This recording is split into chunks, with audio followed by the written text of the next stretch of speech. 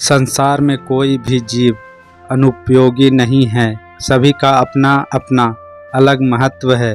पुराने समय में एक राजा ने अपने मंत्रियों को आदेश दिया कि इस संसार के अनुपयोगी जीव जंतुओं की खोज करो।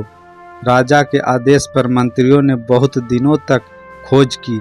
एक दिन मंत्रियों ने राजा को बताया कि इस संसार में जंगली मक्खियाँ और मकड़ियों का कोई उपयोग नहीं है। राजा ने सोचा कि जब इनका कोई उपयोग ही नहीं है तो इन्हें खत्म कर देना चाहिए। राजा ने मंत्रियों को ऐसा करने का आदेश दे दिया।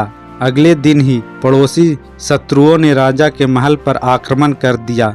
राजा के सभी सैनिक मारे गए। शत्रुओं को महल में देखकर राजा को लगा कि इतने सैनिकों का मुकाबला कर पाना संभव नहीं है, इसलिए वह अपने प्राण बचाने के लिए ये सोचकर राजा महल के एक गुप्त मार्ग से जंगल की ओर भाग गया। शत्रु सैनिकों ने राजा को जंगल में भागते देख लिया और वे भी उसके पीछे पीछे दौड़ पड़े। भागते भागते राजा एक पेड़ के नीचे छिप गया। लगातार भागते रहने की वजह से वह थक गया। कुछ ही देर में उसे नींद आ गई।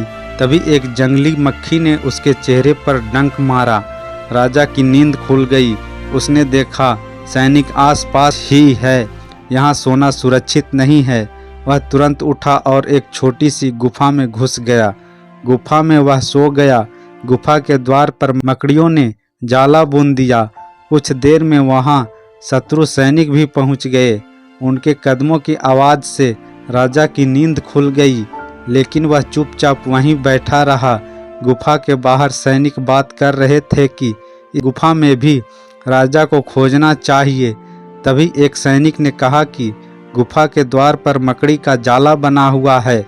अगर राजा अंदर जाता तो ये जाला यहाँ नहीं होता। अंदर छिपा हुआ राजा ये बातें सुन रहा था। जाला देखकर सैनिक वहाँ से आगे निकल गए। इस कहानी की सीख, संसार में कोई भी जीव अनुपयोगी नहीं है। सभी का अपना अलग अलग महत्व है। इस कथा में मक्खी ने डंक मारा, जिससे राजा सचेत हो गया। मकड़ी ने गुफा के द्वार पर जाला बुन दिया था, जिससे शत्रु सैनिक भ्रमित हो गए और राजा बच गया। इस संसार में कोई भी जीव बेकार नहीं है। हर एक जीव कहीं न कहीं उपयोगी अवश्य है। यह कहानी अच्छी लगी हो तो लाइक करें, चैनल को सब्सक्राइब करें।